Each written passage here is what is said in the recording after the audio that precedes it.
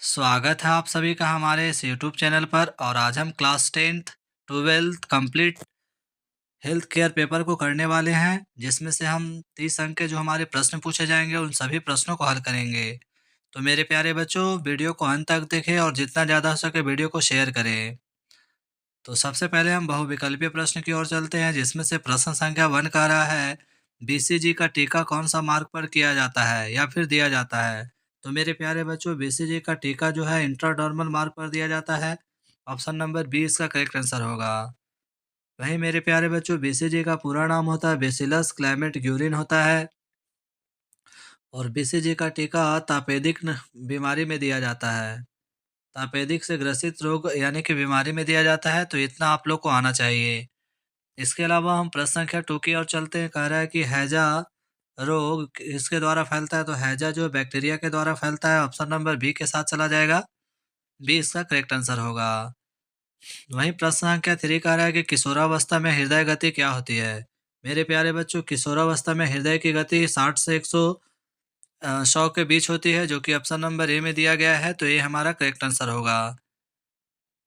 अब हम नेक्स्ट प्रश्न की ओर चलते हैं। प्रश्न संख्या 4 क्या कह रहा है मेरे प्यारे बच्चों। नेक्स्ट प्रश्न संख्या 4 कह रहा है, प्रश्न संख्या 4 की ओर चलते हैं। प्रश्न संख्या 4 कह रहा है कि सामान्य अपशिष्ट को किस रंग के थैले में डाला जाता है। तो मेरे प्यारे बच्चों, समान अपशिष्ट के जो पदार्थ होते हैं उसको पीले रंग के थैले में डाला जाता है। तो ऑप्शन नंबर बी इसका करेक्ट आंसर होगा। इसके अलावा काला, नीला और लाल दिया गया है। तो मेरे ख्याल से ये पीला जो बी ऑप्शन है वो हमारा करेक्ट होगा। अब हम नेक्स्ट प्रश्न की ओर चलते हैं। प्रश्न संख्या 5 कह रहा है कि कवक से होने वाला रोग है। तो कवक से कौन सा रोग होता है। अस्थमा होता है, निमोनिया होता है, एड्स होता है, पोलियो होता है। आप लोग हमें कमेंट में लिखे जरूर इस प्रश्न का सही आंसर क्या होगा। प्रश्न संख्या 6 की ओर चलते हैं, जिसमें से कह रहा है जन्मजात प्रतिरक्षा में शामिल है। तो लार, आशु, त्वचा। तो जन्मजात प्रतिरक्षा में हमारे इनमें से सभी हो जाएगा। ऑप्शन नंबर डी के साथ चला जाएगा। गायनेकोलॉजी गायनेकोलॉजी विभाग में किसका उपचार किया जाता है। तो आप लोग को पता है कि गायनेकोलॉजी में महिलाओं का उपचार किया जाता है, स्त्री रोग का उपचार किया जाता है। ऑप्शन नंबर सी के साथ चला जाएगा। इसके अलावा इंसुलिन के इंजेक्शन किस में दिया जाता है। तो मधुमेह से पीड़ित व्यक्ति को दिया जाता है। और साथ ही प्रश्न संख्या 8 कह रहा है कि कोरोना रोग द्वारा फैलता है। तो वायरस के द्वारा फैलता है। ऑप्शन नंबर ए इसका करेक्ट होगा। नेक्स्ट प्रश्न कह रहा है कि चेचक के टीके का खोज किसने किया। तो चेचक के टीके की खोज एडवर्ड जेनर के द्वारा किया गया था। और साथ ही सूक्ष्मजीवों को किसके द्वारा देखा जाता है। तो माइक्रोस्कोप के जरिए देखा जाता है। रक्तचाप को किससे मापा जाता है। तो स्फैग्मोमैनोमीटर से मापा जाता है। सामान्य रक्तचाप कितनी होनी चाहिए। तो 120/80 होना होता है। और सामान्य शरीर का सामान्य ताप कितना होना चाहिए। तो 98.6 फॉरेनहाइट होता है, एफ। वहीं नेक्स्ट प्रश्न कह रहा है, 10 नंबर प्रश्न कह रहा है कि पोलियो टीका का आविष्कार किस देश ने किया था। तो पोलियो टीका का आविष्कार अमेरिका के द्वारा किया गया था, अमेरिका देश का। और 1950 के दशक में किया गया था। आप लोग हमें कमेंट में लिखे कि किसने किया था। साथ ही हमारे जो एक वयस्क व्यक्ति में श्वसन दर 1 मिनट में कितनी होनी चाहिए। तो 12 से 18 बार होता है। आप लोग इसे नोट कर लीजिएगा। वहीं मानव शरीर में कुल कितने हड्डियां हैं। तो 206 होता है, 206। आगे प्रश्न कर रहा है,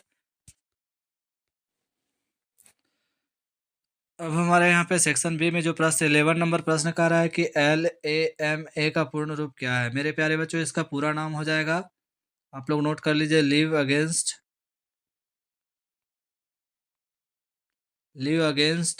मेडिकल एडवाइस। मेडिकल एडवाइस, आप लोग इसे अच्छे से नोट करिएगा। Live against medical advice, LAM का पूरा नाम होता है। वहीं आगे कह रहा है मेरे प्यारे बच्चों कि एक वयस्क व्यक्ति का श्वसन दर कितना बार होता है। तो 12 से 18 बार। आप लोग इसे अच्छे से नोट कर लीजिएगा। वहीं कोविड-19 का पूर्ण रूप पूछा जा रहा है। तो कोविड-19 का पूरा रूप क्या होता है। Corona virus disease 2019। एडमिशन के प्रकार क्या है। तो आप लोग एडमिशन के प्रकार के बारे में जानते ही हैं। एडमिशन के अनेक प्रकार होते हैं, जैसे कि अस्पताल में भर्ती करवाना, कॉलेज में एडमिशन लेना। इस प्रकार से अनेक प्रकार होते हैं। तो आप लोग इसको जितना ज़्यादा हो सके तैयारी करके जाएँ। वहीं कवक के कारण होने वाला रोग है, तो कवक के कारण क्या होता है, दाद भी होता है, इसके अलावा खुजली भी होता है, इसके अलावा बैरी बुखार भी होता है, एस्पैरिजिलस भी होता है। तो ये सभी कवक के द्वारा फैलने वाला बीमारी है। अब हम सेक्शन सी की ओर चलते हैं। सेक्शन सी में हमारा कह रहा है दस्तावेज के सिद्धांत क्या है? तो दस्तावेज के अनेक सिद्धांत होते हैं। जैसे कि दस्तावेज सिद्धांत आप लोग को पता होना चाहिए।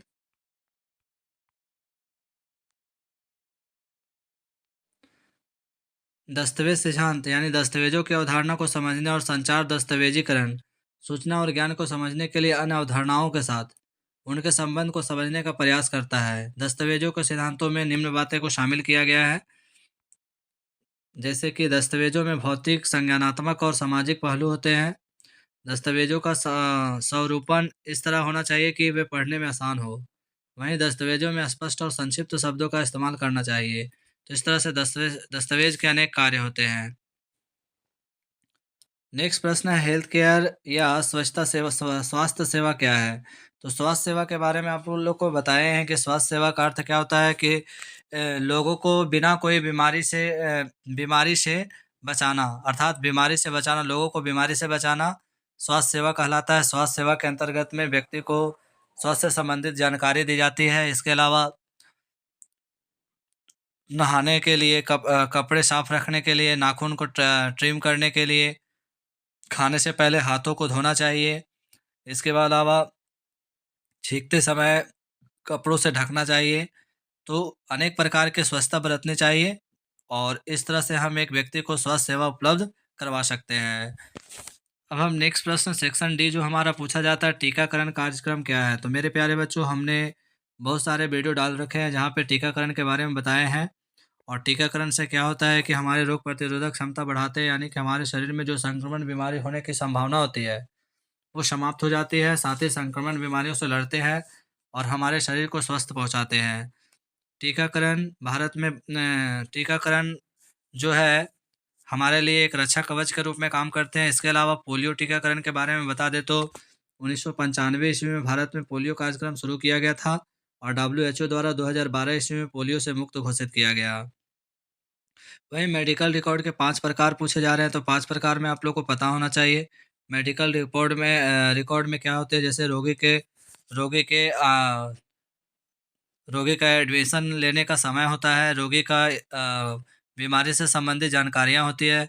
इसके अलावा रोगी का जो दवा लिखे जाते हैं उनका रिकॉर्ड तैयार किया जाता है।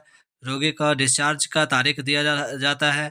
जैसे अनेक प्रकार के जो चीज़ें होते हैं उसमें दर्शाए जाते हैं। तो मेडिकल रिकॉर्ड महत्वपूर्ण होते हैं एक रोगी के लिए और साथ ही मेडिकल रिकॉर्ड रिकॉर्ड बनाए रखने में भी काफ़ी महत्वपूर्ण होते हैं। तो इस तरह से ये प्रश्न हमने पहले वाले वीडियो में भी बता रखे हैं।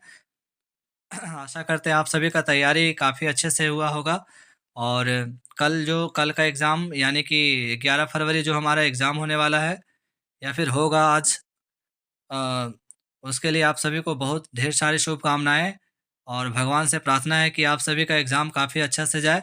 धन्यवाद।